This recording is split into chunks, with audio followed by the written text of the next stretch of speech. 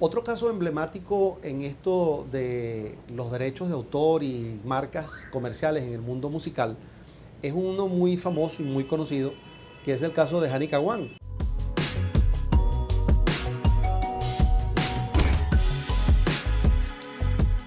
Casualmente me tocó a mí como abogado manejar el tema de su registro de marca, no así el contrato que tenía con su productora.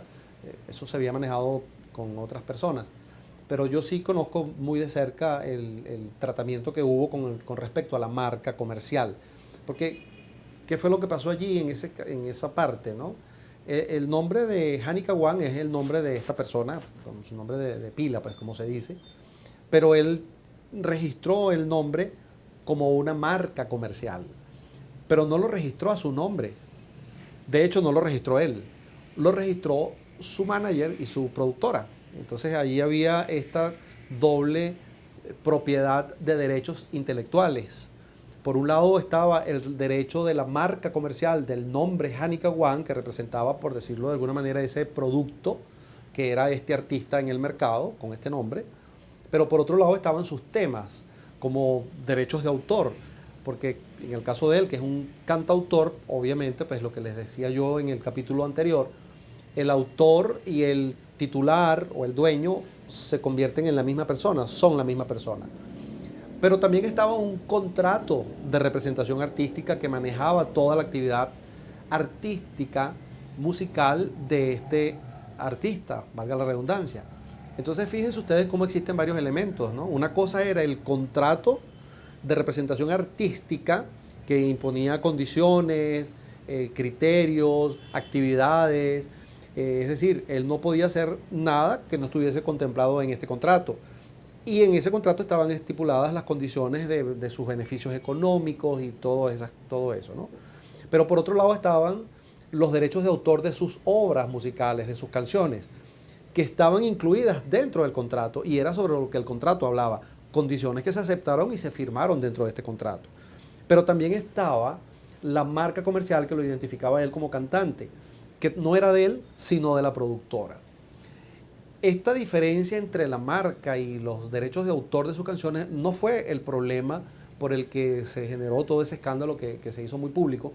Básicamente fue producto de unos desacuerdos con el contrato de representación artística, que es generalmente donde ocurren estos problemas. Y por eso es que es tan importante que estos registros se hagan. De hecho, cuando hablemos de los derechos de autor, que será nuestro próximo capítulo como tal, como concepto técnico, vamos a ver que inclusive los contratos se pueden registrar como derechos de autor. ¿Qué les parece? O sea que se puede registrar por derecho de autor una canción y se puede registrar por derecho de autor un contrato de cualquier tipo. Pero sería interesante, por ejemplo, para los productores y las personas que manejan talentos, tener un contrato propio con unas estructuras muy particulares que les permita tener a ellos registrados ese contrato con uso exclusivo porque son dueños de un derecho de autor. Eso es bien interesante.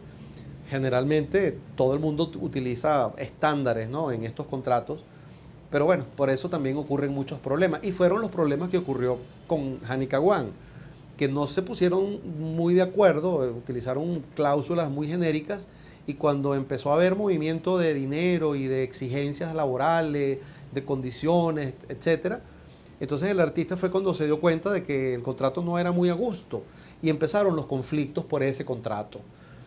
Y luego de ese conflicto del contrato generó los conflictos con la marca, que eso sí me tocó a mí atenderlo, porque entonces el artista demandó el nombre porque era de su propiedad, porque era su nombre personal.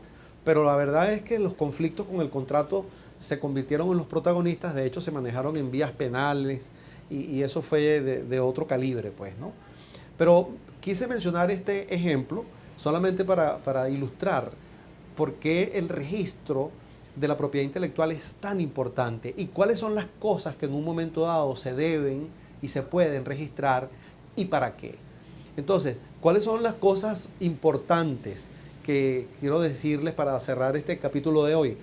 Primero que, repitiendo el capítulo anterior, una cosa es ser autor de una obra, ser el dueño, ser el titular de esta obra, y otra es cómo yo la tengo registrada para poder hacer valer esos derechos.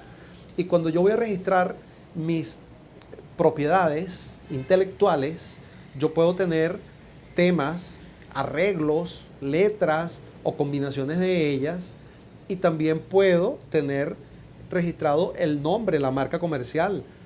Generalmente se utiliza el registro de la marca, es para el artista o para el grupo, si es una banda, pero es un derecho que generalmente se deja de lado y se debería tener muy en cuenta. Y luego el registro del contrato que rige las condiciones por las que este artista va a tener su desempeño profesional, artístico, ¿no? Con quien corresponda, un manager, un productor, lo que sea. Que de hecho pueden haber distintos contratos para que manejen unas cosas y otros otras cosas, pero tienen que estar registrados y tienen que tener en consideración los derechos que se están incluyendo dentro de este contrato, para que los registros que se hagan sean armónicos y eviten lo más posible cualquier tipo de conflictos. Y si ocurren, que se puedan resolver adecuadamente porque ya están bien definidas las condiciones de estos contratos. Y digo evitar porque somos seres humanos y los conflictos son inherentes a la especie humana. Así que es imposible que en un momento dado no vayan a haber conflictos. Lo importante es que se anticipen y que el que esté manejando estos asuntos de registros y propiedades y condiciones lo haga, de nuevo, buscando la mínima consecuencia posible con las mejores opciones posibles para todos los involucrados, no solo para el artista, sino para quienes están haciendo también las veces de productor o manager. Bueno, con esto me despido por este capítulo de hoy y nos vemos en el capítulo 3 de este ciclo educativo sobre el derecho de autor, charlas educativas sobre derecho de autor. Y vamos a hablar entonces específicamente de los derechos de autor en el mundo musical para ver esos intrínculos que están allí, porque ahí empiezan a abrirse otros temas, ¿no?, que los compositores y los productores deben de tener muy claros. Será hasta la próxima, amigos.